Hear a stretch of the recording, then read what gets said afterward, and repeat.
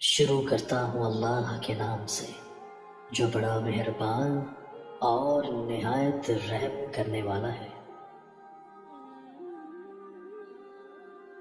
حضرت زید بن ثابت رضی اللہ تعالیٰ عنہ کہتے ہیں کہ نبی صلی اللہ علیہ وآلہ وسلم اپنے خچر پر بنی نجار کے ایک باغ میں تھے، ہم بھی آپ کے ساتھ تھے۔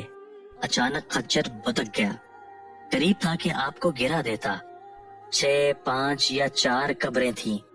آپ صلی اللہ علیہ وآلہ وسلم نے فرمایا، ان قبر والوں کو کون جانتا ہے؟ ایک آدمی نے کہا، میں۔ آپ صلی اللہ علیہ وآلہ وسلم نے فرمایا، یہ لوگ کب فوت ہوئے؟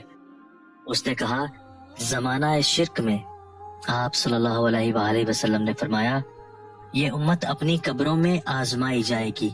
اگر مجھے اس بات کا خدشہ نہ ہوتا کہ تم اپنے مردے دفن نہ کرو گے تو میں اللہ تعالیٰ سے دعا کرتا کہ تمہیں بھی وہ عذاب قبر سنائے جو میں سن رہا ہوں۔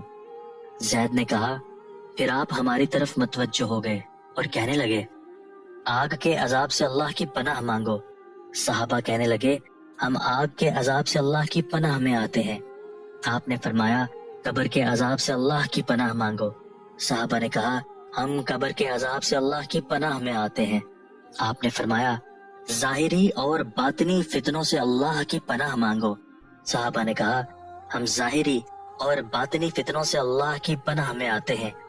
آپ صلی اللہ علیہ وآلہ وسلم نے فرمایا، دجال کے فتنے سے اللہ کی پناہ مانگو۔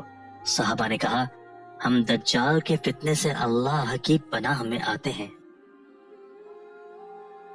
حضرت ابو سعید خدری رضی اللہ تعالیٰ عنہ کہتے ہیں کہ میں نبی صلی اللہ علیہ وآلہ وسلم کے پاس آیا، آپ بخار میں تپ رہے تھے۔ میں نے اپنا ہاتھ آپ پر رکھا تو لحاف کے اوپر سے بخار کی حرارت محسوس کی۔ میں نے کہا، اے اللہ کے رسول صلی اللہ علیہ وآلہ وسلم، یہ کتنا شدید ہے؟ آپ صلی اللہ علیہ وآلہ وسلم نے فرمایا، ہمیں تکلیف بھی دگنی دی جاتی ہے اور اجر بھی دگنا دیا جاتا ہے۔ میں نے کہا، اے اللہ کے رسول صلی اللہ علیہ وآلہ وسلم، لوگوں میں سب سے زیادہ آزمائشیں کس پر آتی ہیں؟ آپ نے فرمایا، انبیاء علیہ السلام پر، پھر نیک لوگوں پر۔ کسی کو محتاجی میں آزمایا جاتا ہے، حتیٰ کہ اس کے پاس صرف وہ چادر بچتی ہے جو اسے ڈھانپتی ہے، اور وہ آزمائش میں اتنا خوش ہوتا ہے جتنا تم میں سے کوئی شخص خوشحالی میں مسرور ہوتا ہے۔